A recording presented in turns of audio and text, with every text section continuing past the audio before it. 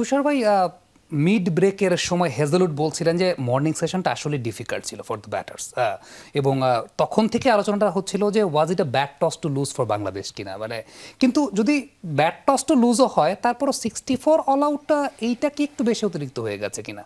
হ্যাঁ, অবভিয়াসলি আমরা এক্সপেকটেশন করেছিলাম ফার্স্ট টেস্ট জেতার পরে, আসলে যে না, এক্সপেকটেশন সবারই হাই ছিল যে এই টেস্টটা আমরা ভালো খেলবো। আমার কাছে মনে হয় প্ল্যানটা সবই ঠিকঠাক ছিল, বাট এক্সিকিউশনের অভাব ছিল। লাইক কমিউনিটিতে যারা বসেছিল তারা কিন্তু ফুটওয়ার্কের অনেক ঘাটতি দেখেছে। লাইক ফার্স্ট টেস্টটা যেভাবে জিতেছি, যেভাবে সলিড টেকনিক ছিল ব্যাটসম্যানদের, সেকেন্ড টেস্টে এসে ল্যাকিংস দেখেছি।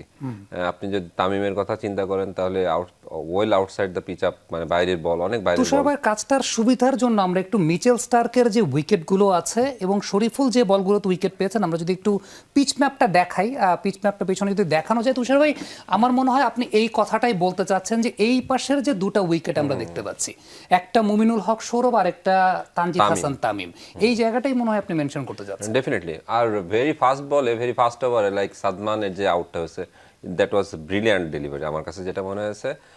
আজকে তোমার একটা ইয়েও দেখলাম যে আমরা ফ্লিক শটে উইক আছি, but with the swing ball is a very difficult Flick shot খেলা। হ্যাঁ, আমরা এই জায়গাটা একটু আমার কাছে মনে হয়েছে যে ফুটওয়ার্কের অভাব, এবং আরামে এই তিনটা বল হয়তো বা আমরা আউটসাইড দ্য পিচ আপ আরামে ছেড়ে দিতে পারতাম। এখানে আমরা চেস করে ফেলেছি, এবং চেসটা এমন জায়গায় হয়েছে যে প্রত্যেকটা বল ক্যারি করেছে হচ্ছে স্লিপসে গিয়ে। সো আর আমাদের যে উইকেটগুলো, ওদের যে উইকেটগুলো পড়েছে, আমরা অলমোস্ট উইকেটেই হিট করেছি। ঠিক আছে, ডিফারেন্সটা তৈরি করে দিয়েছে। ভেরি ফাস্ট বলে যদি উইকেট যায় ফার্স্ট ওভারে, তাহলে ভেরি ডিফিকাল্ট হয় সার্ভাইভ করা। এবং যে টেকনিকের কথা বলছিলাম, আমরা ফার্স্ট টেস্টে দেখেছি, সেই টেকনিকের ধারে কাছে আজকে আমরা কিন্তু ওই ধরনের ব্যাটিংটা করতে দেখতে পারিনি আর কি। ধরেন আর্লি উইকেট গিয়েছে, নো ডাউট, বাট লেট অর্ডারে যদি শরীফুল হায়েস্ট রান গেটার হতে পারে, এখানে একটা কোশ্চেন মার্ক থাকে, তাহলে why not middle order, top order থেকে যে কোনো একজন যদি সার্ভাইভ করতে পারতো, তাহলে কিন্তু 50 রান করা পসিবল ছিল এই উইকেটের ভিতরে।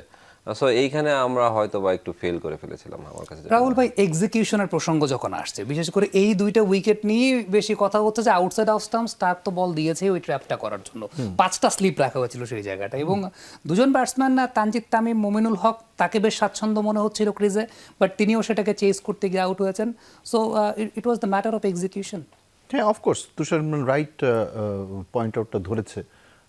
কারণ টেস্ট ক্রিকেটে outside the off stump you have to lift, বিশেষ করে ইনিশিয়াল পর্যায়ে। আর আপনি যখন দেখবেন যে ব্যাট টস টু লুজ, সেক্ষেত্রে আপনি তো ছাড়ার কোনো উপায় নেই। যদিও এই দুইটা শটে দুইটা প্লেয়ারই কিন্তু সব থেকে তাদের ফেভারিট শটসগুলি তারা খেলে, এবং তারা এটাতে অনেক কিছু রান নেয় এবং এটাতেই আউট হয়।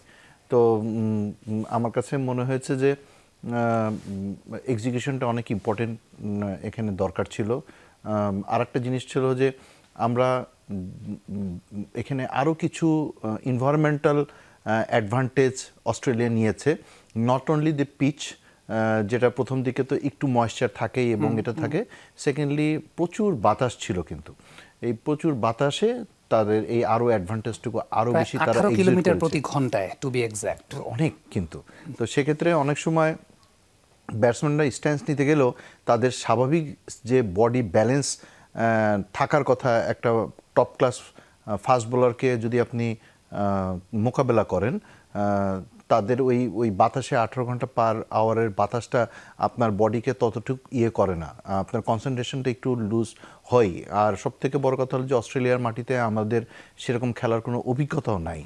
তো এই সব কিছু মিলে কিন্তু আমাদের প্রথম দিনের, শুধু আমি বাংলাদেশেরটাও বলবো না, আমাদের অস্ট্রেলিয়ার বলাররাও কিন্তু বা ব্যাটসম্যানরাও কিন্তু খুব যে স্বাচ্ছন্দ্য করতে পেরেছে তা না। আমাদের হ্যাঁ 60 run, 68 runs, it's definitely 64 runs, definitely it's a poor score. But এখানে কিন্তু আমরা 100-র উপরে কিন্তু যাইতেই পারতাম যদি আপনি কম্পেয়ার করেন অস্ট্রেলিয়ার ব্যাটিংয়ের টোটালের উপরে যদি নির্ভর করে। Cricket is a funny game, এখন আপনি কিছু করার নাই। এখন আমাদের এখন চিন্তা করতে হবে যে আমাদের নেক্সট প্ল্যান বিটা কী, সেটার উপরে টিম ম্যানেজমেন্ট তারা কি করতে চায়, কালকের দিনটা তাদের কি করলে আরও ভালো হয়। কারণ আমাদের সেকেন্ডে যে ব্যাটিং করব, সেকেন্ড ইনিংসে যে ব্যাটিং করব, ডেফিনেটলি কালকেই হয়তো আমরা ব্যাটিং করতে পারি। তো তখন আমাদের প্ল্যানিংটা কী হবে, কতদূর পর্যন্ত আমরা যাইতে পারবো, সেটার উপর অনেক কিছু নির্ভর করছে।